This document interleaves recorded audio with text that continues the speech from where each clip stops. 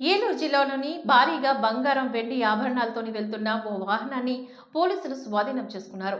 ఎన్నికల నేపథ్యంలోని రాష్ట్ర వ్యాప్తంగా ఎక్కడికక్కడ అధికారులు పోలీసులు ముమ్మర తనిఖీలు చేస్తున్నారు. ఈ నేపథ్యంలో అధికారులు తనిఖీలు నిర్వహిస్తున్న సమయంలో సరైన పత్రాలు లేకుండా బంగారం వెండిని తరలిస్తున్న వాహనాన్ని పోలీసులు పట్టుకున్నారు.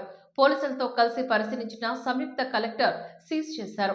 ఈ ఘటన ఏలూరు జిల్లాలో చోటు చేసుకుంది. వాహనాలను తనిఖీ చేస్తున్న సమయంలో ఒక వాహనంలో ఉన్న 15 లక్షల నగదును సీజ్ చేయడం జరిగింది. దీనికి సంబంధించి సరైన పత్రాలు ఏమీ చూపించలేదు. అలాగే ఇంకో వాహనాన్ని సీజ్ చేయడం జరిగింది. అందులో బంగారం వెండి ఉన్నట్లుగా గుర్తించాం. బంగారు 16 కేజీలు, వెండి 31 కేజీలు ఉన్నాయి.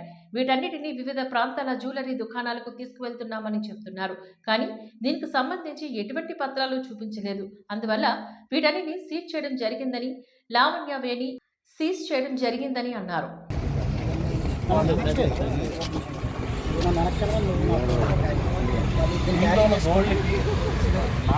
దీంట్లో ఉన్న వస్తువులకి ఆధారం ఏమన్నా? అది కావాలి.